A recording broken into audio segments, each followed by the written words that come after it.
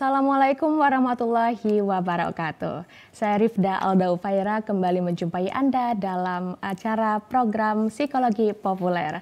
Sebuah program yang membahas mengenai isu-isu psikologis yang mungkin sering terjadi nih di sekitaran kita. Salah satu isu psikologis yang akan kita bahas hari ini adalah stres. Mungkin si Pofred juga sudah sering sering mengalami stres ini sendiri. Nah, oleh sebab itu kita akan membahas lebih dalam mengenai stres ini dengan narasumber kita tentunya dari Himpunan Psikologi Indonesia yang bekerja sama dengan acara ini, program ini Psikologi Populer, yaitu ada Mbak Fania Susanto, MPsi Psikolog, selaku psikolog ya. Mbak Fania, selamat datang di TVRI Sumatera Selatan, Mbak Fania. Iya, Mbak Alda. Oke, cantik sekali loh hari ini Mbak Fania ya. Mbak Alda juga cantik sekali loh. Terima kasih. Dan kita akan membahas temanya itu adalah stress less, live more ya. Jadi mungkin si Friends yang pastinya mungkin sering mengalami sering mengalami stres ini atau ingin bertanya-tanya nih bagaimana nih cara mengatasi stres atau mengelola stres, bisa langsung saja ya telepon ke 0711 311454 atau juga bisa chat di WhatsApp ya ke nomor 0823 1198 1790. Jadi sekarang tidak hanya telepon saja tapi chat WhatsApp juga bisa nih Mbak Fania nih. Makin canggih ya Mbak. Makin canggih, benar. Betul sekali TVRI Sumatera Selatan. Oke Mbak, ini kan kita membahas tentang stres ya. Mungkin orang ini tidak hanya orang psikologi, tidak hanya mungkin mahasiswa psikologi atau profesional psikologi yang tahu tentang stres, tapi sekarang juga orang awam juga ya sudah familiar ya tentang stres ini. Tapi nih mungkin untuk lebih tahu lagi lebih dalam gitu ya tentang stres. Ini pengertian stres itu sendiri apa sih Mbak Fania? Oke, jadi kalau pengertian stres sendiri itu Mbak sebenarnya adanya interaksi nih antara individu dengan lingkungan, di mana di dalam prosesnya tadi interaksi itu ada sebuah penilaian. Penilaiannya ini yang biasanya tuh disebut appraisal itu tadi. Nah, nanti ada dua jenis, primer dan sekunder. Mungkin kita akan nanti di segmen-segmen berikutnya kita bisa bahas lebih dalam ya Mbak ya. Nah, jadi dari interaksi antara individu dan lingkungan tadi itu dinilai apakah situasi ini mendukung ataupun mengancam. Ketika situasi ini dinilai mengancam, itu menimbulkan suatu tekanan yang akhirnya dampaknya nanti bisa ke fisiologis ataupun ke psikologis. Terus akhirnya menyebabkanlah si stres ini. Gitu Mbak. Oke, secara singkat seperti itu ya penjelasan tentang pengertian stres. Mungkin si Friends juga banyak juga yang mengalami tekanan nih Mbak, mengalami tekanan, katanya itu stres juga itu tekanannya di kehidupan gitu ya, atau di jalani sehari-hari itu lebih tekanannya itu lebih besar atau lebih tinggi nih dari mungkin kemampuan yang dimiliki atau yang dipunyai oleh orang tersebut atau individu tersebut. Itu bisa dikatakan stres juga ya berarti ya, kalau tekanan di hidup atau di diri itu lebih besar dari mungkin kemampuan kita untuk meminimalisir tekanan tersebut gitu ya? Benar banget Mbak Alda. Jadi dari prosesnya itu ketika kita nggak bisa mengatasi tekanan itu ya, itu akhirnya menimbulkan stres ini tadi. Makanya kan banyak banget nanti faktor pemicunya yang mungkin bisa jadi berbeda-beda nih tekanan hidup setiap individu gitu ya Mbak ya.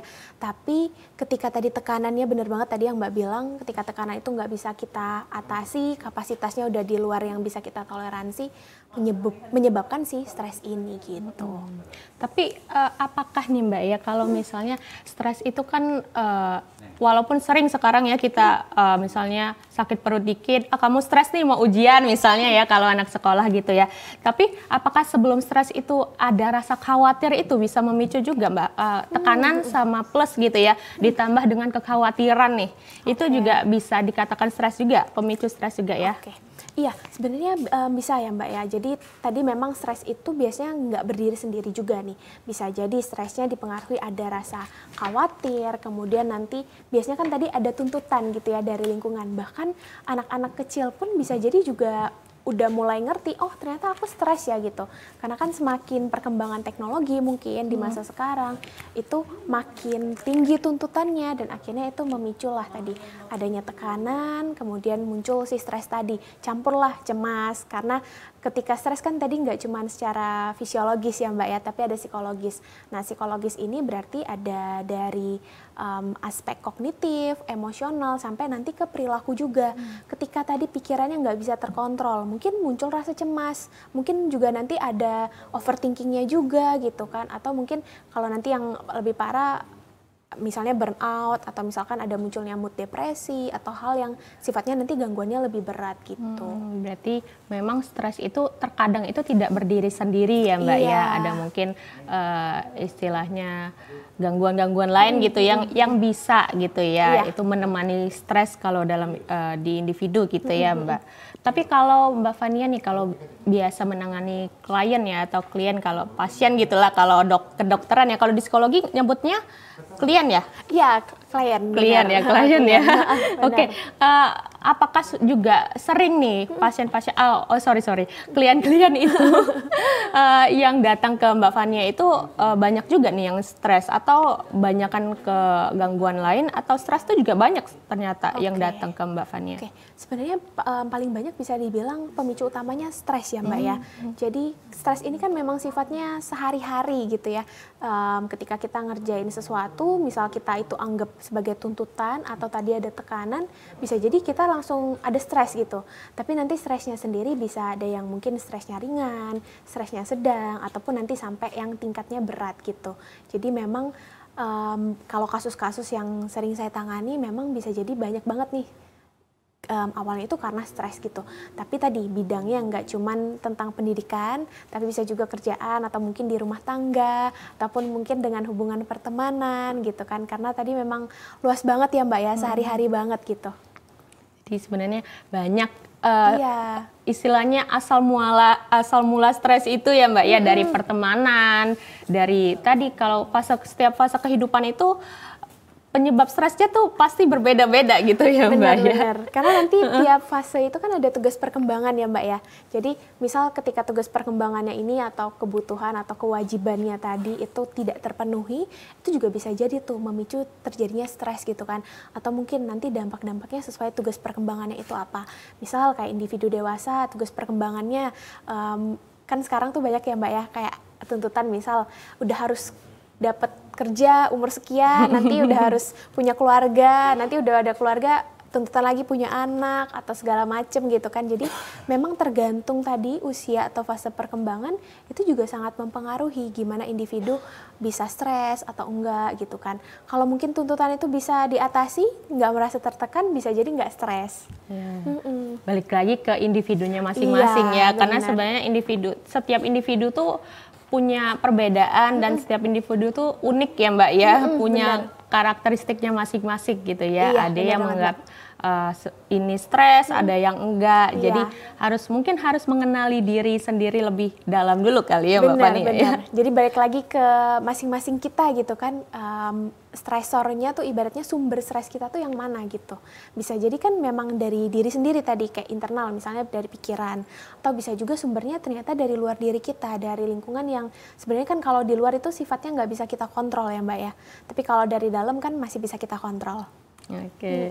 Balik lagi nih Mbak Fania, kalau tadi kan sebenarnya banyak ya yang datang ke Mbak Fania atau klien yang datang ke Mbak Fania itu memang banyak juga nih yang mengeluhkan stres tadi ya. Tapi kalau juga kita tanya apakah dari stres itu banyakan nih usia yang datang nih ya yang ke Mbak Fania ya, usianya banyak misalnya remaja atau dewasa nih yang datang ke Mbak Fania, terus juga mungkin banyakan wanita atau banyakan pria nih, gimana dari pengalaman Mbak Fania sendiri seperti apa nih? Oke, jadi kalau based on pengalaman ya Mbak ya, jadi kebanyakan itu memang usia dewasa Mbak, yang mulai ada indikasi kayaknya stresnya nih antara sedang atau berat gitu. Jadi nggak cuma stres ringan. Kalau stres ringan kan biasanya masih bisa kita atasi, atau mungkin kita bisa jadi nggak sadar karena kan fasenya atau siklusnya tuh bisa jadi cepet ya Mbak ya. Kalau misal kita punya manajemen stres yang baik gitu kan. Tapi ketika tadi stresnya itu sifatnya udah mulai ke tingkat yang sedang atau tingkat yang berat, itu bisa jadi lebih berdampak lagi nantinya. Kalau yang selama ini itu kebanyakan usia dewasa, Mbak. Usia dewasa ataupun misalnya dewasa ini kan macam-macam ya, Mbak. Ada dewasa awal, dewasa tengah, sama dewasa akhir gitu kan. Kebanyakan tuh misalnya mahasiswa ataupun pekerja. Jadi dewasa awal sampai dewasa menengah kebanyakan ya, Mbak ya. Kalau dari jenis kelamin sendiri sebenarnya kalau menurut penelitian sebenarnya itu kebanyakan bisa jadi laki-laki. Tapi karena tadi media untuk komunikasinya, kalau perempuan kan mungkin lebih senang cerita, terus lebih mudah untuk ngobrol, kayak ibaratnya mungkin ngegosip atau ngerumpi gitu ya, Mbak ya. Kalau cowok kan biasanya bisa jadi dipendam sendiri. Nah, itu bisa jadi sebenarnya kalau ada perhitungan, tingkat di laki-laki itu bisa jadi lebih tinggi loh dari perempuan. Tapi karena tadi cara penyelesaiannya yang berbeda, mungkin kebanyakan kalau yang saya tangani itu kebanyakan perempuan gitu, Mbak. Tapi balik lagi sih, nanti kan di bidang-bidangnya beda-beda ya, Mbak ya. Ada yang stres di bidang pendidikan, misalnya tuntutan dari SD kan, apalagi zaman sekarang udah mulai banyak ya, Mbak ya. Kayak dari teknologi misal ngelihat sesuatu atau apa kan bisa aja itu udah bikin stres sendiri gitu. Atau juga sekarang anak-anak ya sudah SD itu misalnya sudah belajar coding tuh, aduh, sudah banyak sekarang yang di sosial media sudah bisa kalkulus ya. Apa nggak stres tuh anaknya? Stres nggak? Kalau anak-anak tuh mendeteksi anak-anak, kalau anak-anak kan susah, masih sulit untuk berkomunikasi secara lancar gitu ya, Mbak ya. Gimana tuh kalau case-nya tuh anak-anak nih? Kalau case anak-anak biasanya penting banget nih perannya orang tua ya, Mbak ya pastinya, ataupun pendamping ataupun pengasuh untuk menanyakan gitu kan. Jadi kayak komunikasi yang terbuka dengan anak itu sejak dini itu akan lebih baik ya. Itu balik lagi nanti ke pola asuh juga mungkin ya, Mbak. Ketika orang tua tuh bisa memberikan pola asuh yang aman, komunikasinya terbuka, bisa menanyakan nanti ke anaknya, hari ini aktivitasnya ngapain aja, ada hambatan nggak, ada kendala nggak gitu kan. Ketika nanti anak menyampaikan, oh aku nggak ada kendala gitu, aku nggak ada hambatan, aku enjoy, tadi aku main sama teman-teman, terus aku tadi dapat sesuatu, aku berhasil ngapain, berarti kan anak-anak happy moodnya. Jadi kayak orang tuh boleh nanyain dari mungkin pertanyaan sederhana tapi bisa digali lagi nanti. Tapi pasti pakai bahasa anak-anak ya, Mbak ya. Karena mungkin kalau nanti pakai istilah-istilah dewasa kan belum berat sampai ya. sana ya. Malah tambah stres ya ditanyain yang berat-berat. Benar. Oke, berarti balik lagi orang tua ya yang harus aware ya, harus misalnya lihat perkembangan anak atau terus juga bertanya ke anak setiap harinya ya, Mbak ya. Kalau bisa jangan skip ya setiap hari tanpa ada bertanya, karena kadang itu satu hari pun berharga gitu ya. Pasti ada perubahan, ada perkembangan dari sang anak gitu ya, Mbak Fania ya. Nah, terus balik lagi kalau kita istilah stres nih, Mbak. Istilah stres itu kalau misalnya tadi kan sudah bertanya based on pengalaman gitu ya ke Mbak Fania. Tapi kalau stres secara teori sendiri ya, kalau istilah stres itu awalnya tuh dari mana sih, Mbak? Sekarang kan jadi banyak nih yang ngomong stres ya gitu ya. Tapi kalau awal mulanya tuh seperti apa sih kalau stres itu sendiri, Mbak Fania? Kalau stres itu sendiri itu kalau kebanyakan teori yang biasanya dipakai kalau di psikologi ya, Mbak ya, itu dari teorinya Lazarus atau Volkmann. Jadi di mana stres ini memang tadi ketika individu menilai tidak bisa memenuhi tuntutan ataupun tekanan gitu kan dari lingkungan ataupun dari diri sendiri. Nah, biasanya tadi sumbernya bisa jadi ada ekspektasi apa nih, baik dari diri kita ataupun dari orang lain. Karena kadang kan yang bikin tertekan itu bukan cuman tuntutan aja, tapi ekspektasinya makin tinggi kah, atau misalkan ada suatu perubahan mendadak, jadi ada perlu penyesuaian lagi gitu. Jadi memang tadi stres yang awal teorinya itu dari punya Lazarus dan Volkmann, di mana ketika kita nggak bisa mengatasi suatu tuntutan itu sih, Mbak, atau tekanan ya, kita nggak punya kapasitasnya lagi. Balik lagi juga tadi berarti bisa ditarik jadinya kesimpulan stres tadi ya, Mbak ya, karena ada tekanan ataupun ekspektasi dari internal dari individu sendiri maupun dari eksternal gitu ya, dari lingkungan sekitar tadi yang kalaupun sudah punya anak, kapan nambah anak kedua gitu ya, Bapak dia ya. Kalau kayak gitu kan nggak selesai ya, Mbak ya, tetap akan selalu ada gitu. Jadi penting untuk tadi yang Mbak bilang gitu kan, kenali dulu nih apa sih sumbernya gitu kan. Sebenarnya ini masih sesuai nggak sih, sesuai kapasitas kita nggak sih, atau sebenarnya udah sesuai kapasitas tapi ekspektasinya nih yang semakin lama semakin tinggi gitu kan. Apalagi dunia semakin berkembang pesat cepat ya Mbak ya. Benar. Jadi sebenarnya kita sendiri ya yang harus kontrol tadi ekspektasi dari orang lain terutama Benar, ya. benar. Oke. Terus Mbak terkait jenis-jenis nih, tapi nanti kita akan jawab ya setelah jeda pariwara berikut ini. Tetaplah bersama kami di Psikologi Populer.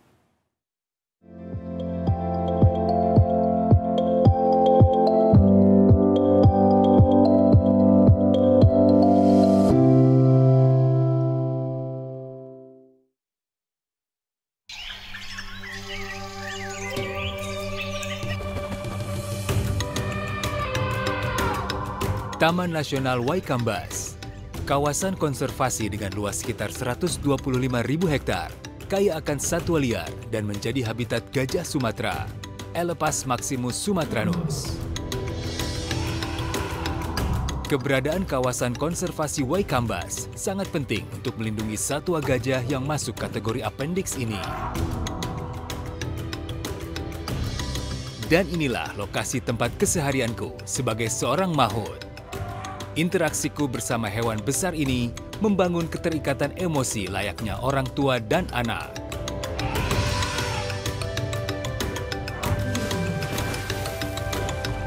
Gajah merupakan hewan sosial yang cerdas dan memiliki ingatan yang kuat. Hewan besar berbelalai panjang ini sangat peka dan berkomunikasi melalui sentuhan, penciuman, juga suara.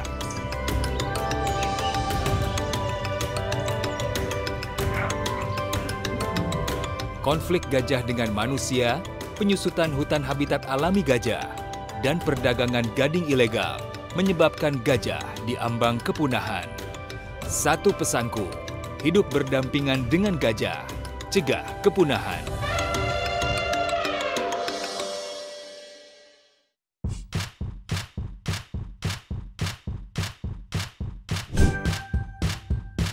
Keluarga Indonesia, sudah saatnya kita cerdas memilih tontonan yang tepat untuk anak. Karena tontonan yang ramah anak sangat penting untuk membentuk karakter dan tumbuh kembang anak. TVRI menghadirkan program-program tayangan yang edukatif dan aman untuk buah hati kita.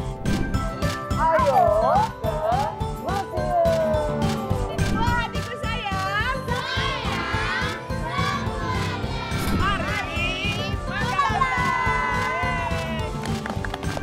Kami, anak-anak Eva, hidup dari lontar. Seru-seru kan acaranya? Seru banget! Teman-teman jangan lupa nonton TVRI ya. Dan pastinya ramah untuk anak.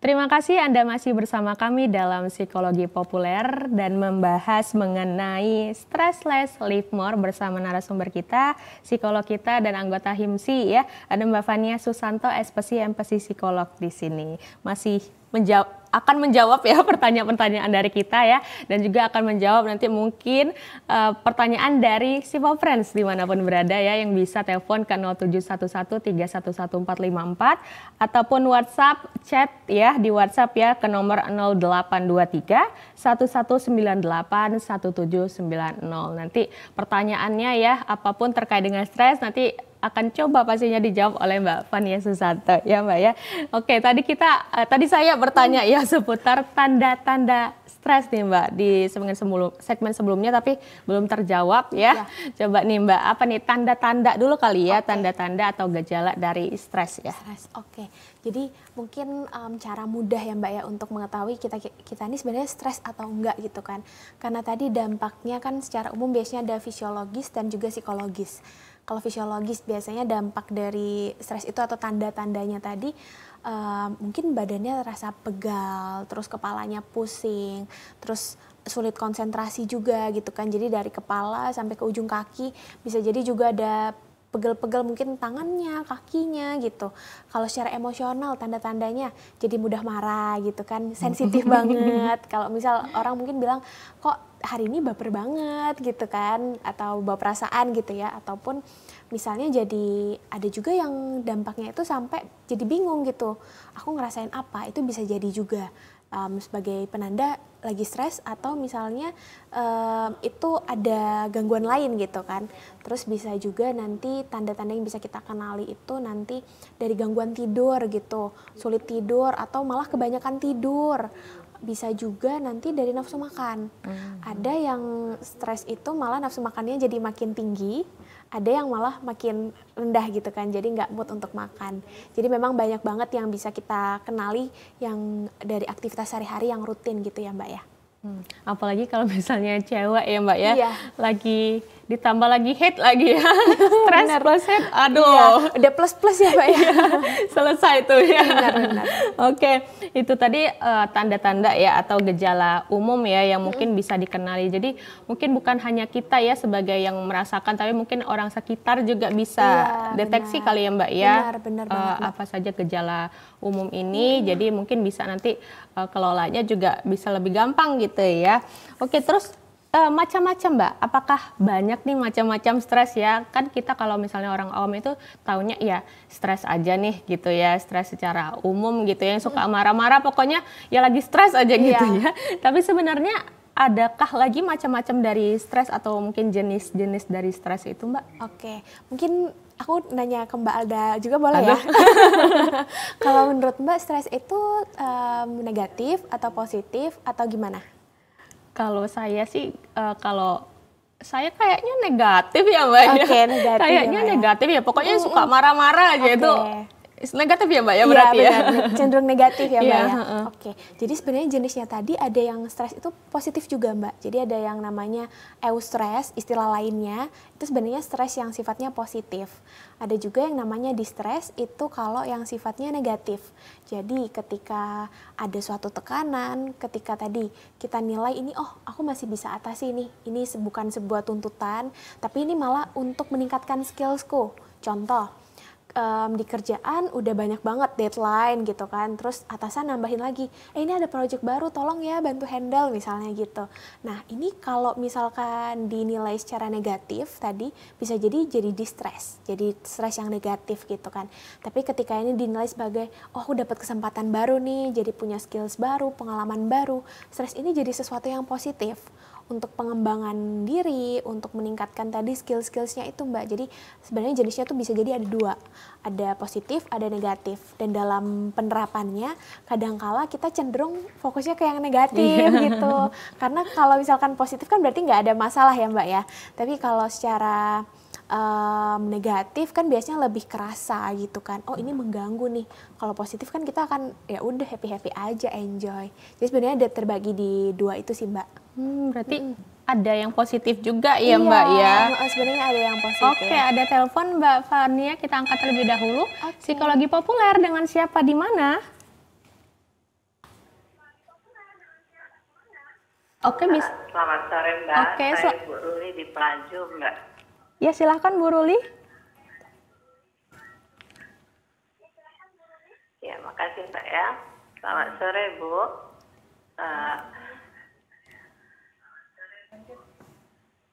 Silahkan Bu Ruli. Saya numpang tanya Bu ya, kalau seandainya kata ada seorang ibu rumah tangga sekarang ini banyak menghadapi anak yang ya namanya anak-anak ya kenakalannya ya yang kadang-kadang membuat kita jadi mau marah, emosi, bertambah lagi pembantu nggak masuk, nah pekerjaan numpuk, mau diajak mengerti dia masih anak-anak, tapi tidak mengerti kitanya jadi emosi, sehingga terbawa nanti mau marah ke suami. Nah itu bagaimana cara solusinya untuk kita mengatasi diri kita dan untuk memberikan pengertian kepada anak. Sementara berhari-hari kita hadapi. Nah, ya kalau mau bilang, oh orang itu coba dibawa rileks ya. Kalau orang dia mampu, kalau seperti sekarang dia kemampuan dia terbatas, ya dia juga bukan orang kaya. Nah itu gimana Mbak? Ada Bu? cara untuk solusinya gitu.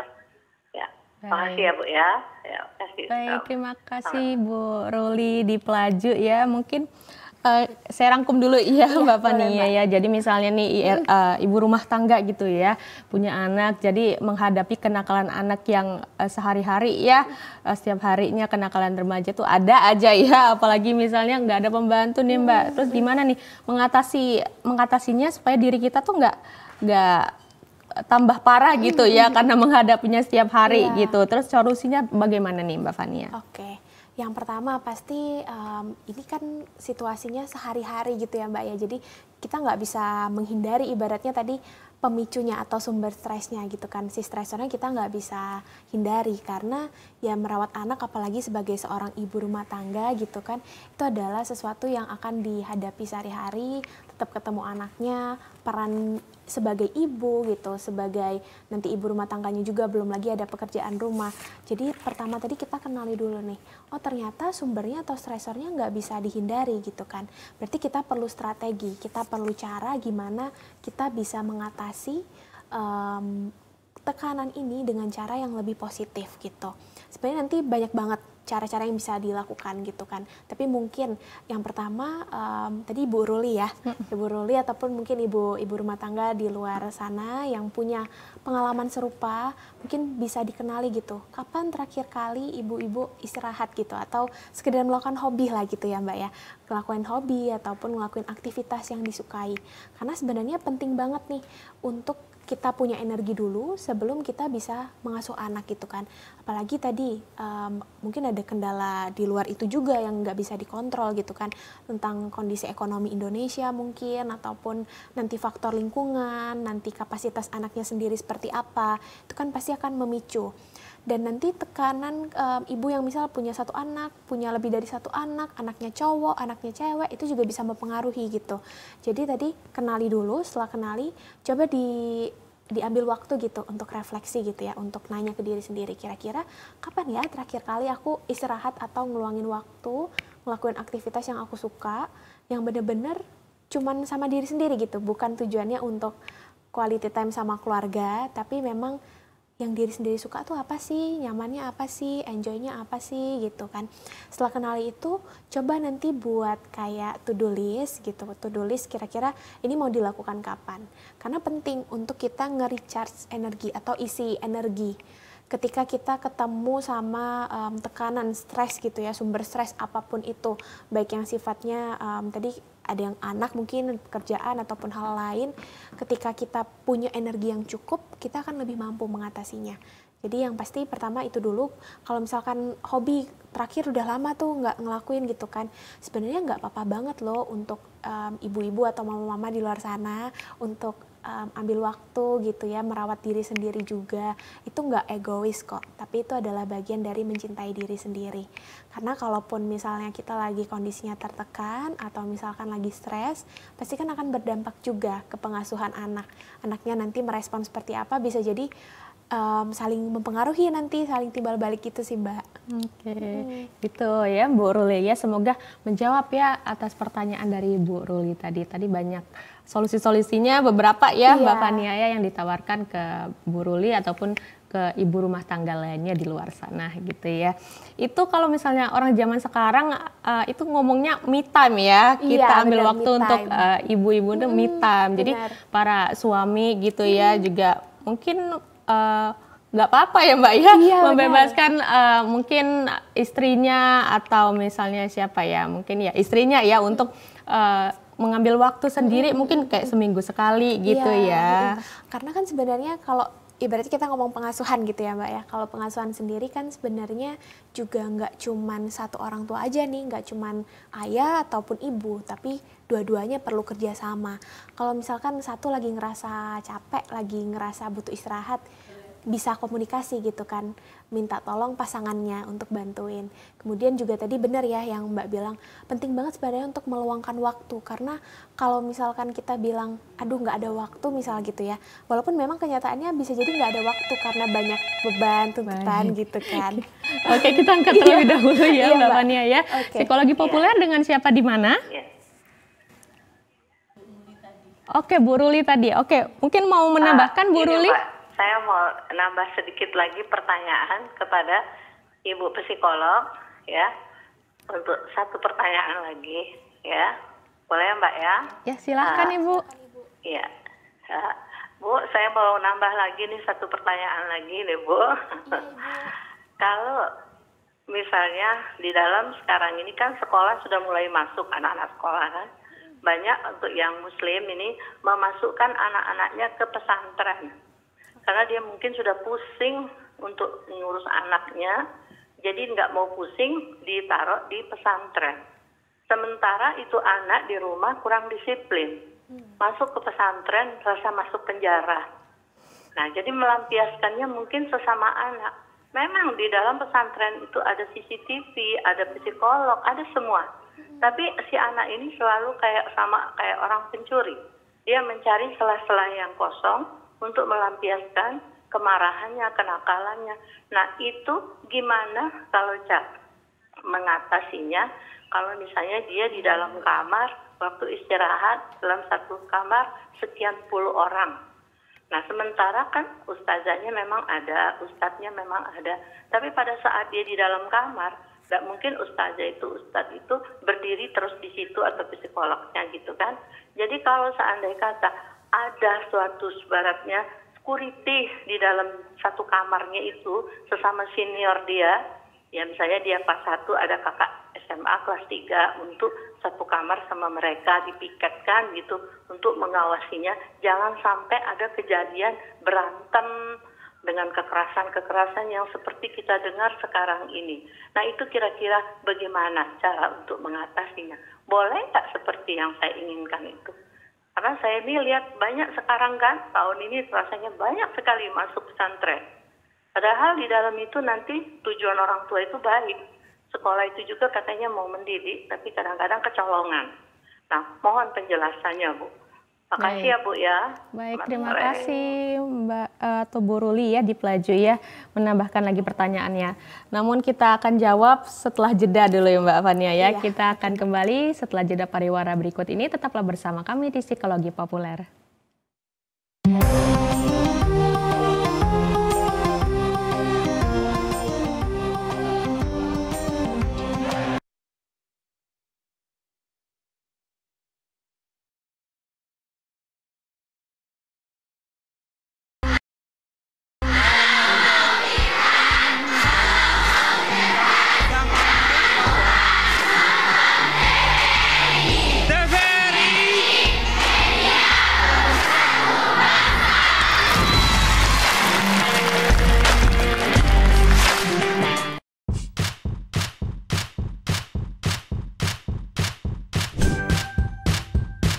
Keluarga Indonesia, sudah saatnya kita cerdas memilih tontonan yang tepat untuk anak.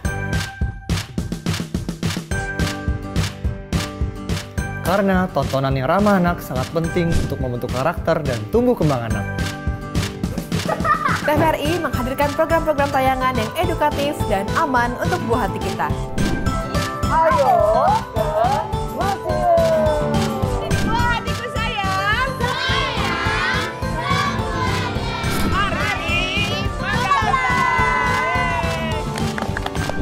Kami, anak-anak desa, hidup dari lontar. Seru-seru kan acaranya? Seru banget! Teman-teman jangan lupa nonton TVRI ya. Dan pastinya ramah untuk anak.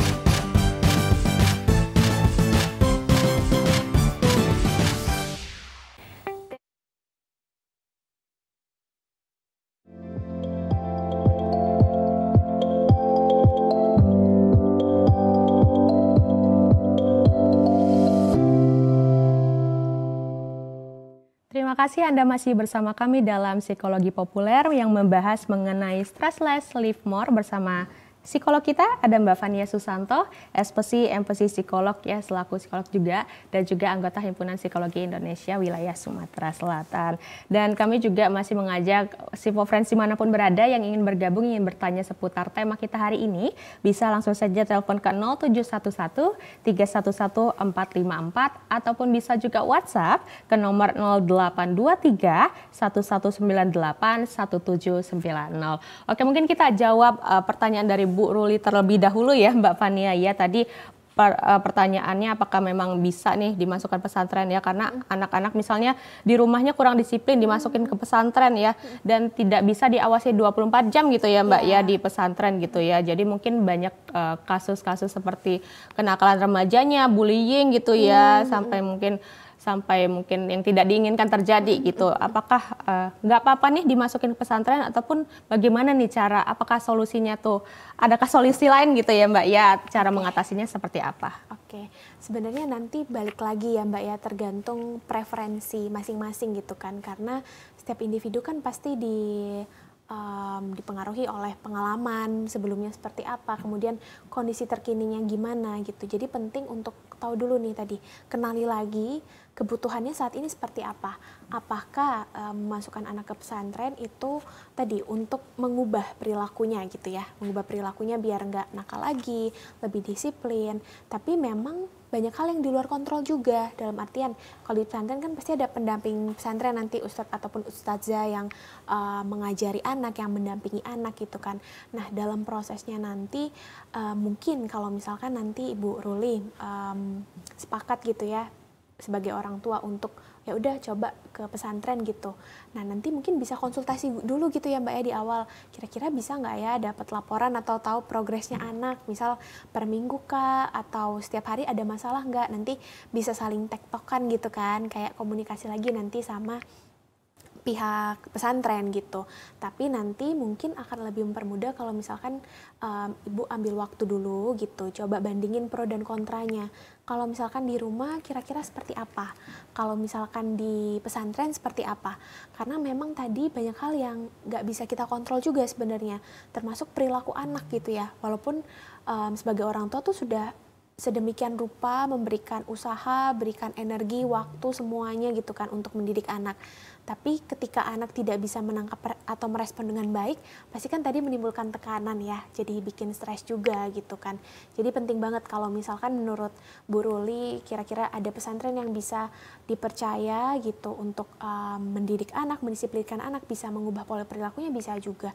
Atau misalnya Ibu mau tetap coba, ya udah aku mau coba sama diriku sendiri dulu, sama pasangan, sama keluarga, itu juga bisa banget sebenarnya Mbak. Jadi nanti bisa ditanyakan juga sih, atau kan ada anak yang memang bersedia nih untuk masuk pesantren, ada juga yang menolak gitu kan, jadi nggak ada kesediaan. Itu juga sebenarnya bisa mempengaruhi nantinya dampak ke perilaku anak. Apakah nanti anaknya akan ikut atau nurut gitu ya dengan peraturan, atau malah jadi makin berperilaku kebalikan gitu kan, biar bisa keluar dari pesantren misalnya. Jadi memang penting banget sebenarnya untuk komunikasi ke anak ya Mbak ya, walaupun memang dalam prosesnya pasti butuh effort yang lebih, butuh usaha yang lebih, kesabaran tingkat tinggi mungkin ya. Kalau misalkan tadi usia anak juga mempengaruhi ya, mungkin kalau misalkan anak SD cara ngomongnya gimana, ketika udah remaja gimana, kalau udah memasuki usia-usia tertentu kan pasti ada karakteristik tersendiri gitu kan Mbak. Jadi kalau bisa ngobrol, kenapa sih kayak gini sebenarnya, Mama ngerasa kayak gini loh, Ibu ngerasa kayak gini loh, bisa nggak kalau berperilaku kayak gini? Kalau misalkan dirasa dengan komunikasi ada komitmen gitu ya, perubahan sama-sama sepakat gimana, itu sebenarnya bisa jadi salah satu solusi juga sih Mbak, dengan komunikasi asertif mungkin ya namanya. Jadi dengan menyampaikan secara terbuka gitu harapannya gimana, apa yang dirasain, dampaknya gimana gitu.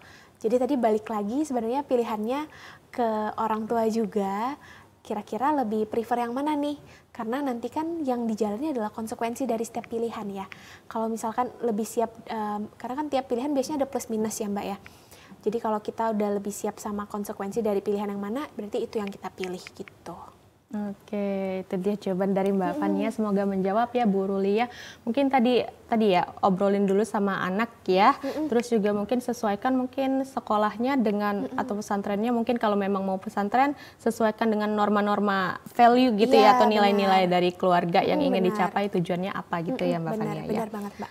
Oke, kita lanjut lagi ke perbincangan kita ya. Mungkin ini Mbak tentang penyebab stres nih. Tadi kan belum dibahas ya tentang penyebab stres, itu ada apa aja sih Mbak Fania? Oke, kalau penyebab stres sendiri macam-macam ya Mbak ya.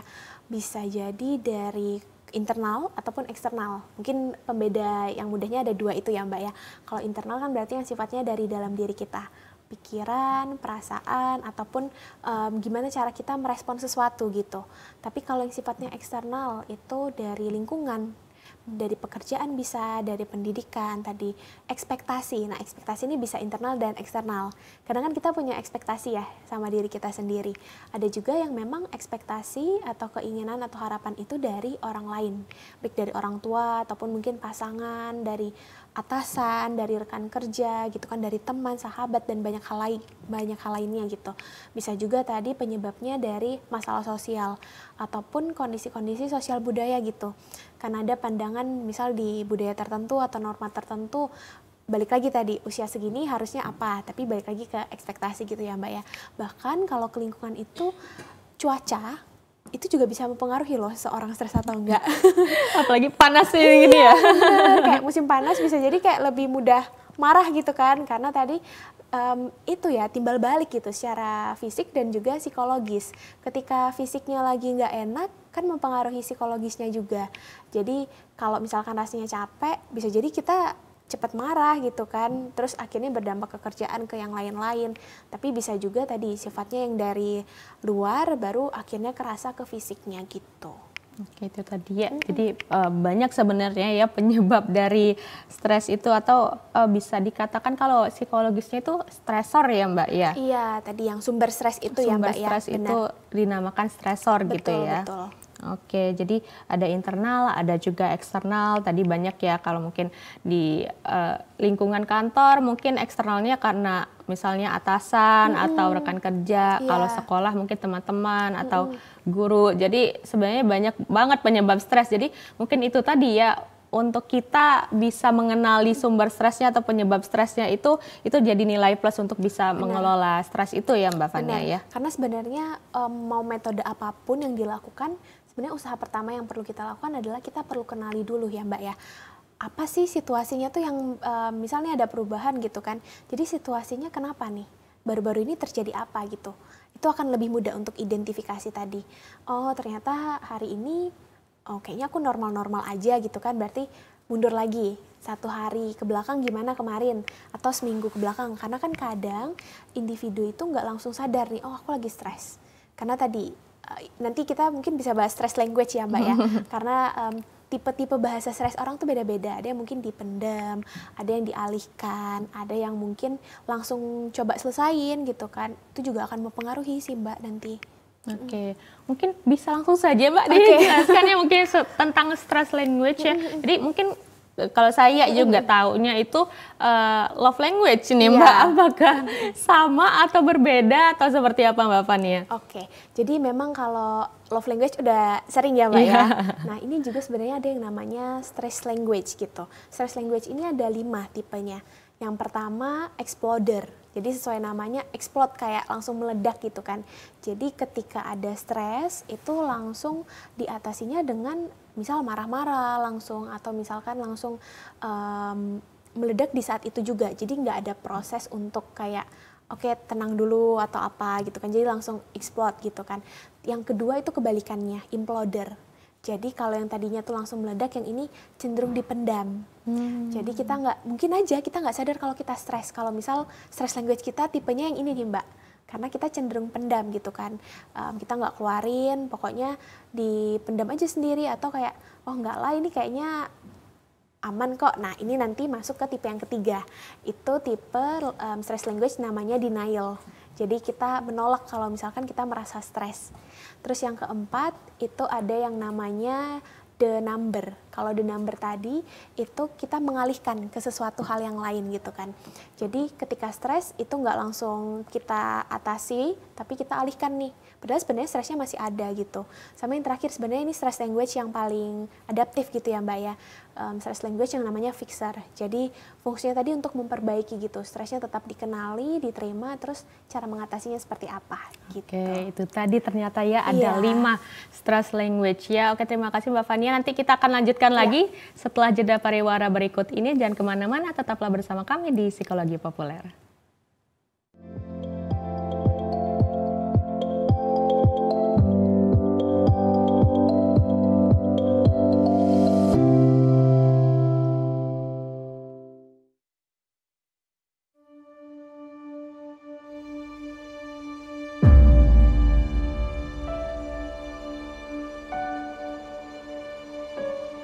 kami menyadari perjuangan kami tak lagi mengangkat senjata. Daratnya turun, gitu ya. Melainkan tentang bagaimana meneruskan cita-cita bangsa, menciptakan generasi cerdas yang bermartabat. Kami yakin semua bisa dicapai. Berinovasi menjadi solusi, karena masa depan bangsa ini diciptakan oleh apa yang dikerjakan hari ini, bukan esok hari.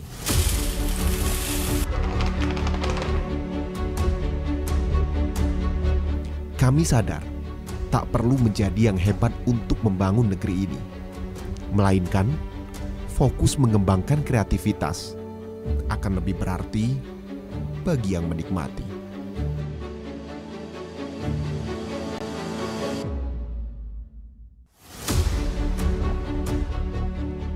Terkadang, realita tidak semudah yang dibayangkan.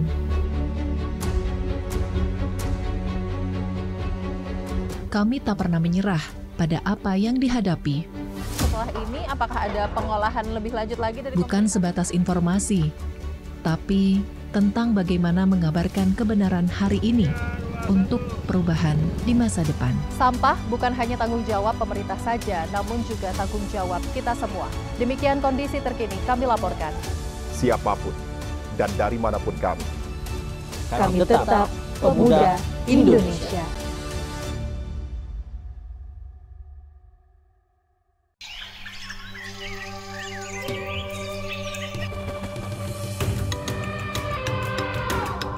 Taman Nasional Waikambas, kawasan konservasi dengan luas sekitar 125.000 hektar, kaya akan satwa liar dan menjadi habitat gajah Sumatera, Elepas maximus sumatranus.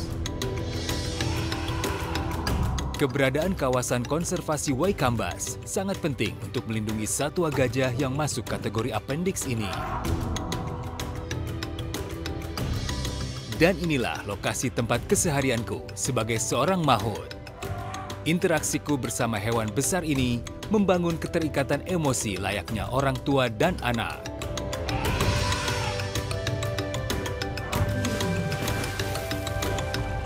Gajah merupakan hewan sosial yang cerdas dan memiliki ingatan yang kuat. Hewan besar berbelalai panjang ini sangat peka dan berkomunikasi melalui sentuhan, penciuman, juga suara.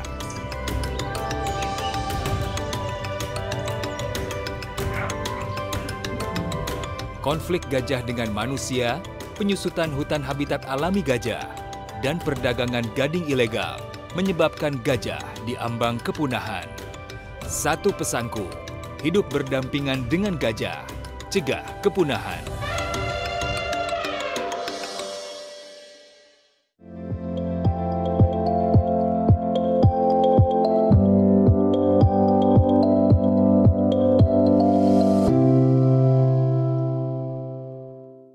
Anda masih bersama kami di Psikologi Populer ya, dan masih membahas mengenai stress less, live more bersama Mbak Fania Susanto, empati psikolog ya, selaku psikolog tentunya, dan juga anggota Himpunan Psikologi Indonesia. Oke, Mbak tadi kan sudah penyebab ya Mbak Fania ya, sekarang dampaknya nih apa nih Mbak? Dampak stres terhadap mungkin keseharian kali ya, kehidupan kita sehari-hari seperti apa? Dampaknya tadi banyak macam ya Mbak ya. Kalau secara fisik kan mungkin yang kita kenal tadi dengan pegel-pegel gitu kan. Bahkan ada yang bisa jadi sampai ke psikosomatis. Psikosomatis ini nanti udah dampaknya lebih berat lagi gitu Mbak biasanya. Jadi kadang kan bisa jadi nih ada individu yang ke dokter gitu kan. Kenapa ya asam lambungku kok nggak reda-reda gitu kan, atau misalkan kok rasanya mules terus gitu kan, atau pusing, padahal sebenarnya ketika dicek nih kondisi fisiknya itu nggak kenapa-kenapa, karena tadi itu dampak dari stres bisa jadi sampai ke psikosomatis juga. Jadi mungkin efeknya tadi dari pikiran gitu kan, pemicu stresnya, tapi akhirnya sampai ke fisik. Kemudian yang kedua tadi psikologis, bisa jadi dampaknya mempengaruhi secara sosial, yang awalnya mungkin orangnya friendly banget, ramah banget, ketika ketemu sama orang tuh terbuka gitu kan. Tapi ketika stres jadi menutup diri nih. Nah ini yang perlu hati-hati juga ya sebenarnya Mbak ya. Karena ketika stres nanti nggak tertangani, itu bisa jadi juga muncul dampak yang jangka panjang lagi nanti. Kayak burnout gitu kan, sampai mungkin nggak bisa ngapa-ngapain, nggak ada semangat untuk beraktivitas, fungsi diri juga terganggu, dari pekerjaan mungkin, dari pendidikan, relasi tadi nggak cuma sama sosial teman aja ya Mbak ya, tapi sama pasangan mungkin, sama keluarga gitu kan.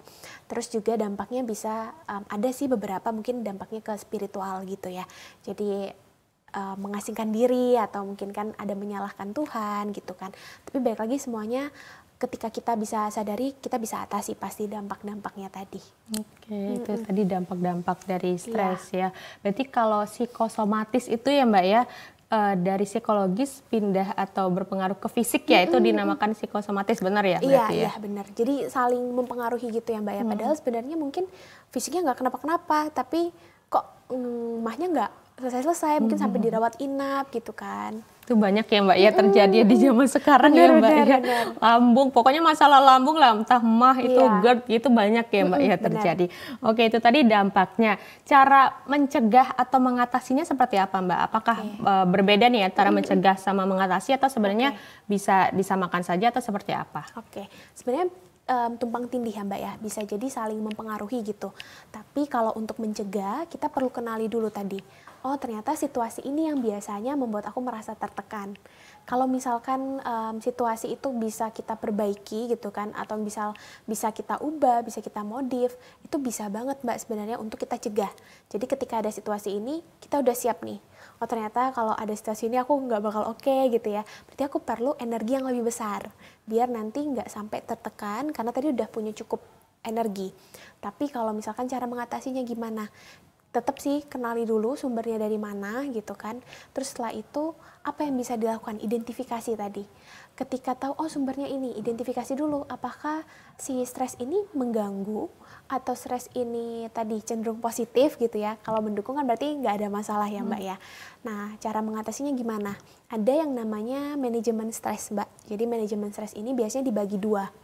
Ada yang namanya manajemen yang fokusnya tuh ke emosi, ada juga yang fokusnya ke solusi.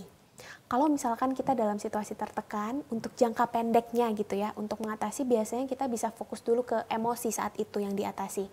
Karena kan tadi kalau stres, rasanya pengen marah-marah, sensitif gitu kan, kesel. Kita bisa ngelakuin aktivitas yang bisa ningkatin mood gitu kan.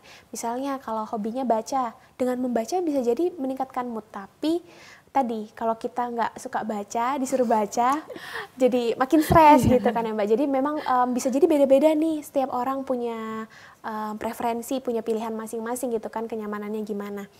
Kemudian nanti kalau udah yang tadi fokusnya ke emosi, solusi. Jadi ternyata yang menyebabkan ini adalah komunikasi nih, pola komunikasi. Mungkin ketika kita pakai tadi cara yang fokusnya ke emosi, bisa nih mood kita lebih baik gitu kan, satu hari mungkin terlalui dengan oke. Tapi kalau muncul lagi pola komunikasinya masih belum oke, itu kan pasti akan ngulang lagi. Jadi kalau fokusnya ke solusi, oh berarti perlu komunikasi.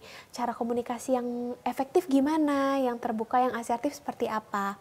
Itu yang kalau secara garis besarnya ada dua itu ya Mbak. Tapi nanti bisa juga nanti kita spesifikan lagi, misal sesuai tadi dampaknya gitu kan. Jadi bisa juga kita atasi secara kognitif, pikirannya nanti seperti apa nih yang mempengaruhi pikiran. Disadari dulu ekspektasinya tadi. Kemudian kalau dari perasaan, apa aja yang bisa ningkatin mood.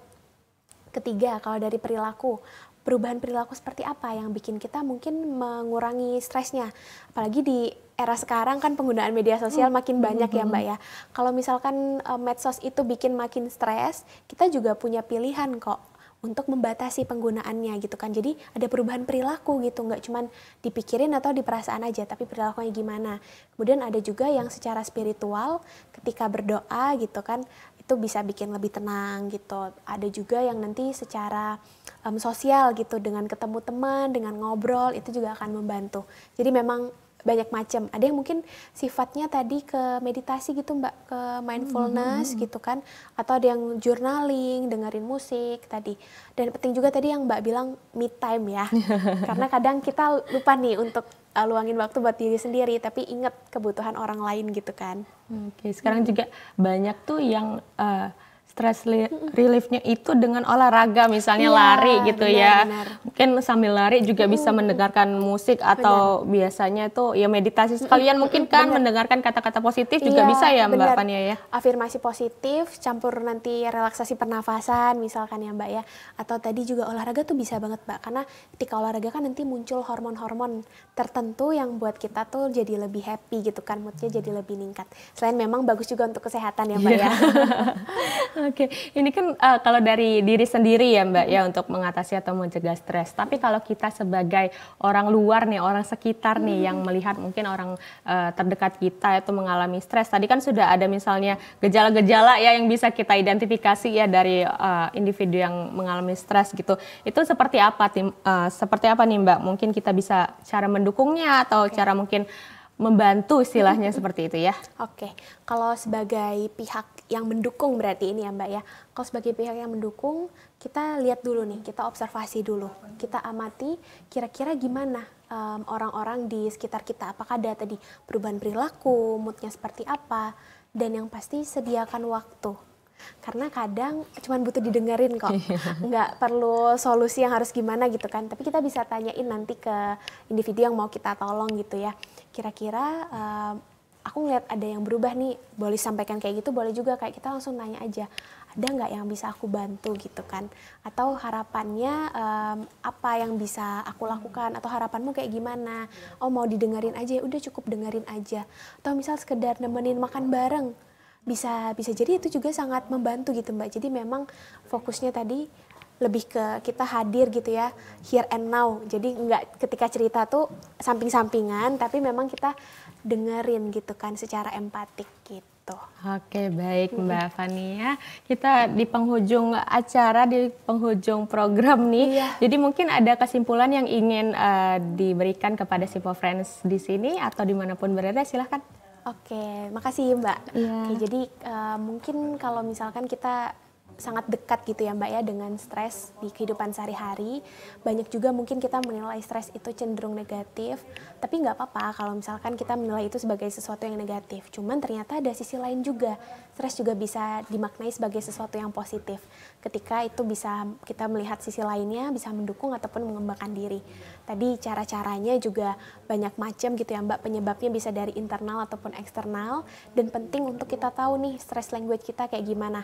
Apakah tadi exploder, cenderung langsung meledak-ledak, atau kita cenderung pendam, atau kita alihkan, atau kita tolak, atau kita berusaha memperbaiki gitu kan. Karena selama hidup pasti akan selalu ada tekanan ataupun tuntutan. Tapi tinggal gimana caranya sih kita bisa mengelola itu, gimana caranya kita manajemen stres kita dengan cara-cara yang tadi udah disampaikan gitu Mbak. Oke, terima kasih Mbak Fania ya atas informasinya hari ini. Insya Allah semoga bermanfaat bagi Sipo Friends dimanapun berada. Terima kasih Mbak. Iya, terima kasih juga Mbak. Oke, itu tadi kita ambil dari kalimat terakhir dari Mbak Fania ya, Sipo Friends. Jadi ingatlah bahwa stres merupakan bagian dari kehidupan kita, namun ingat juga bahwa kita punya kekuatan untuk mengendalikan ataupun mengelolanya. Saya Rifda Aldaufayra pamit. Wassalamualaikum warahmatullahi wabarakatuh.